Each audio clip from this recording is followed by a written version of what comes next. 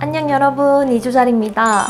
진짜 그런 분들이 많이 계세요. 내가 공부에 할애하는 시간이 많은데 그에 비해서 성적이 좀 안 나온다던가 성적이 정체되어 있다라고 말씀하시는 분들. 근데 그런 분들이 간과하고 있을 가능성이 큰 게 바로 복습이라는 과정이거든요. 복습이라는 건 내가 오늘 배운 내용 혹은 어제 배운 내용을 책으로 빠르고 편리하게 눈으로 싹 훑어보는 그런 과정이 아니에요. 오히려 본 공부 때보다 더 집중력을 발휘해서 능동적으로 두뇌를 풀 가동시켜서 공부하는 그런 과정이거든요.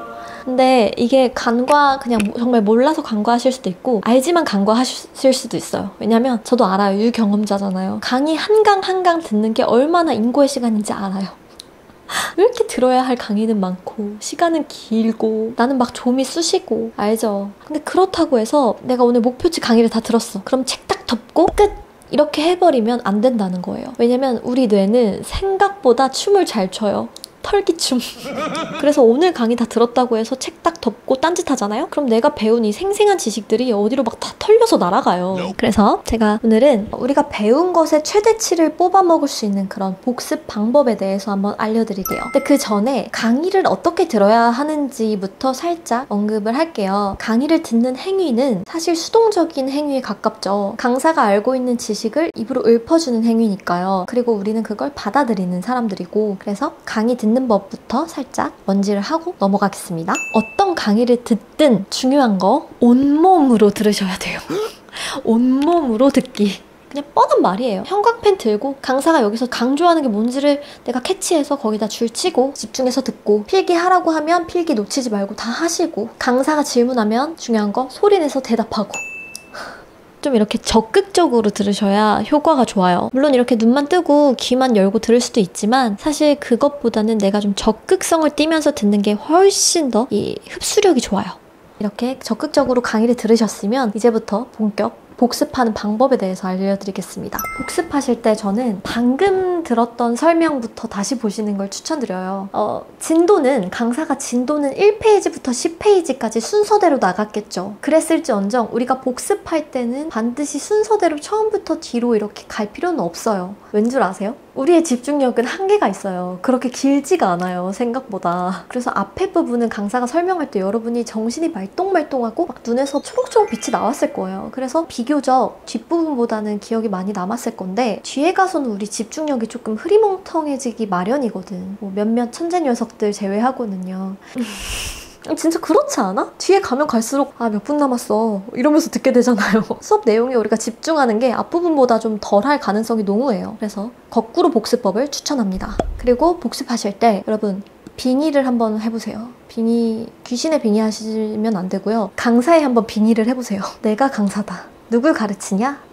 나라는 자아를 따로 똑 떼서 여기 앞에 앉혀뒀다고 생각하고 내가 막 강의를 해보는 거예요. 강사의 역할은 뭐죠? 내 앞에 있는 학생을 이해시키는 게 강사의 역할이잖아요. 그 사명감을 가지고 내가 나를 가르쳐보는 거예요. 예를 들어 영어다. 제가 요즘 또 다시 영어 공부를 하고 있거든요. 내가 오늘 만약 문법 중에서 현재 완료 시제를 배웠어. 그리고 이런 예문이 있어.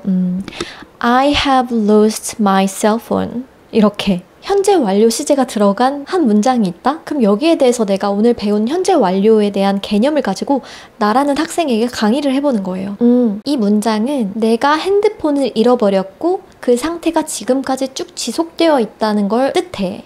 왜냐하면 현재 완료는 과거서부터 현재까지를 아우르는 그런 개념이기 때문에 내가 잃어버린 상태는 지금까지도 계속 지속되고 있는 거지. 만약 내가 그냥 I lost my cell phone 했으면 내가 지금 이 핸드폰을 찾았는지 어쨌는지는 몰라. 이런 식으로 아주 논리적으로 디테일하게 나한테 설명해서 납득을 시켜보는 거죠. 근데 내가 나한테 막 강의를 하는데 논리정연하게 설명을 못하겠어. 그럼 납득이 안 가. 그러면 그 부분 모르는 거예요. 반드시 짚고 넘어가셔야 되는 거예요. 그 부분에 크게 왕별표를 치시던 형광펜을 막 칠하시던 그 부분은 확실히 짚고 넘어가야 되는 거예요. 근데 내가 이런 과정을 하지 않으면, 이 복습 과정에서 내가 나를 납득시켜보는 그런 행위를 해보지 않으면 모르는 거지. 내가 이걸 알고 넘어갔는지 모르고 넘어갔는지. 그래서 이게 좀 중요하다. 그리고 납득이 안 되는 부분을 내가 찾았으면 그 부분을 나중에 강사한테 질문을 하시던 네이버 지식인에 물어보시던 어쨌든 해결을 하실 수 있는 거죠. 그리고 여러분 아시다시피 강사는 이 입으로 강의하죠. 그냥 글이나 뭐 눈으로만 절대 강의할 수 없잖아요. 그러니까 여기서 포인트는 여러분도 스스로에게 납득시키는 과정에서, 강의하는 과정에서 반드시 입을 사용하셔야 된다는 거.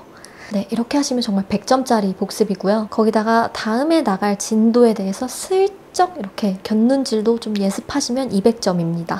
진짜 막 뻔한 말이잖아요. 복습과 예습은 중요하다. 뭐 예습도 중요한데 저는 복습이 더 중요한 것 같아요. 왜냐면 누가 더 오래 기억하냐를 테스트하는 게 시험이잖아요. 근데 그거를 우리가 통과하기 위해서는 오래 기억하는 게 중요하니까 올바른 복습법을 통해서 장기 기억력을 가지고 시험장까지 가는 게 우리의 목표입니다.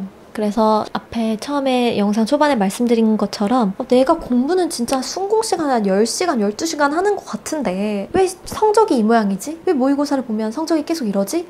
하시는 분들은 내가 이 복습하는 과정에서 얼마나 열띠게 적극성을 가지고 임하는가를 한번 점검해 보시길 바랍니다. 도움이 되셨나요? 네, 그럼 저는 또 이제 밥 먹으러 가야 돼요. 저 지금 군대 간 동생 휴가 나와서 밥 먹으러 가기로 했어요.